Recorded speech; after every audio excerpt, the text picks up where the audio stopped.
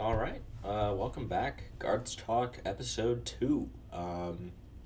Sorry for the inconsistency in uploading. I decided that Mondays, well, today is Tuesday, but Mondays in general or just the beginning of the week are probably going to be better for this kind of series. Um, Being able to recap the past two series of the week. So, without any further ado, let's get into it. Repping the Tristan McKenzie jersey today. Um, You see it. Oh, geez. All over the place today. But yeah. So let's start with him. Not good is what's going on with him. Um, 13 innings, 5 strikeouts. Um, so weird for any pitcher, but especially for him who kind of depends on that. Um, Without strikeouts, he's a fly ball pitcher, which is bad. If you don't know baseball, fly balls, more home runs, less outs, unless you're, well, that's not true. Line drives are the least amount of outs, but home runs bad. Home runs,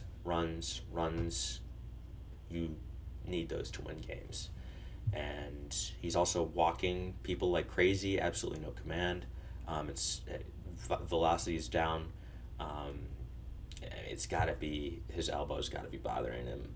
I'm not a doctor, and but I mean he knows he has to get better. The team knows he has to get better. The fans knows he has to get better. Will he get better? Let's hope so. Because the rest of the starting rotation is not really pulling their weight either.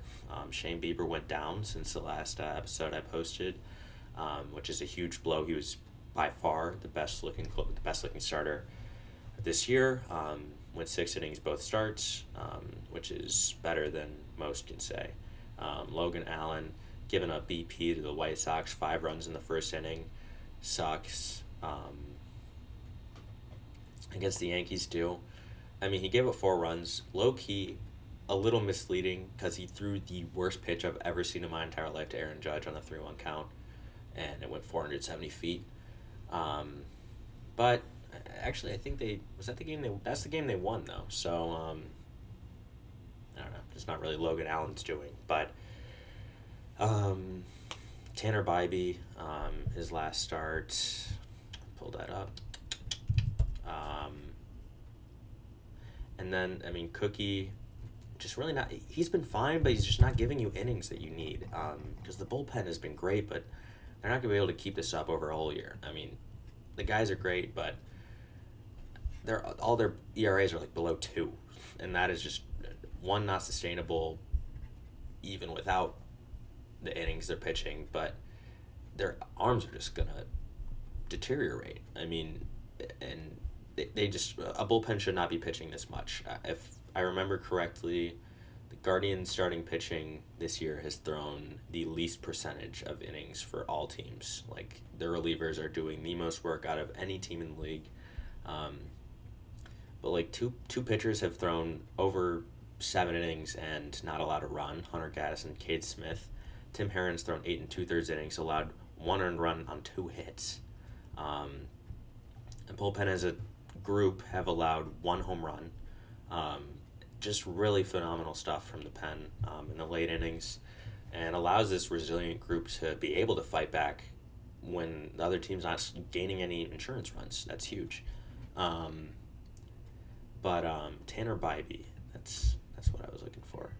Um, yeah, 4 1/3, 5 earned runs against the White Sox, 3 walks, 2 Ks. Um, White Sox should be like your bounce back, like get your stuff right. I mean, that's basically a rehab start, um, and it looked bad. Hopefully, he does better against the Red Sox. I think he's pitching tonight. Um, yeah, that would make sense. He pitched on Wednesday last, so.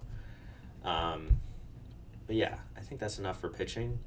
Let's move on to the hitters who have been, um, honestly, besides Arias, Naylor, and Kwan, and Florial in his couple home runs against his former team.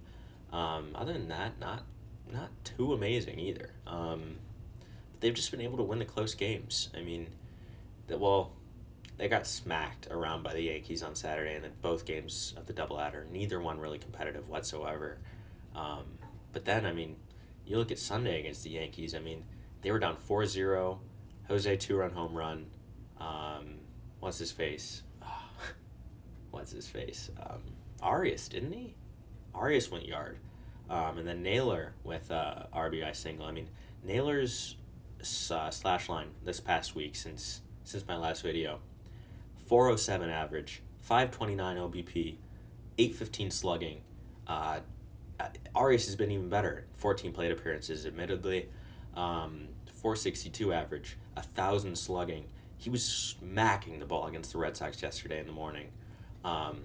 Single, double, triple, a home run away from the cycle, and he barely missed it on one of those extra base hits, maybe both. Yeah, the bench has been stepping up. I mean, this is low key a deeper group than people want to admit. And David Fry and Florial, who knows what we're gonna see, because I don't know, maybe this is his breakout. Maybe this is finally when he becomes a formidable bench bat for a major league team. And then guys like Jimenez and Ramirez, who are not, the results aren't there, but I love StatCast. It doesn't have their xwOBA. Expected stats, my beloved. Where's batted ball then?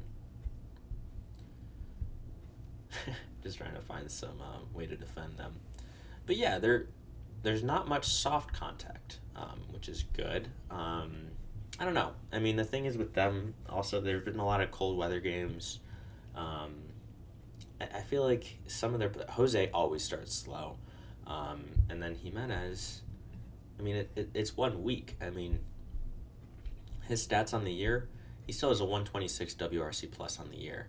26% more weighted runs created above the league average. He still hasn't had a home run either. And he's had 15 and 17 the last 2 years. So waiting for that pop to reappear. I don't know. He had a game-winning sac fly against the Yankees. He's been doing what he needs to do. And also, like, the defensive stats don't show up as much. They're not as easy to see on, like, on a website, you know. But watching him play second base is honestly unreal to watch. I mean, he is a Gold Glove shortstop playing at second base. He won the Platinum Glove last year. I mean, what more do you need to say? And 100% deserved it. But yeah, I mean, offense has been, I don't know, they've been doing generally what they need to do. I mean, the games they're losing are like blowout games or games that they gave themselves a chance in when they really shouldn't have had one.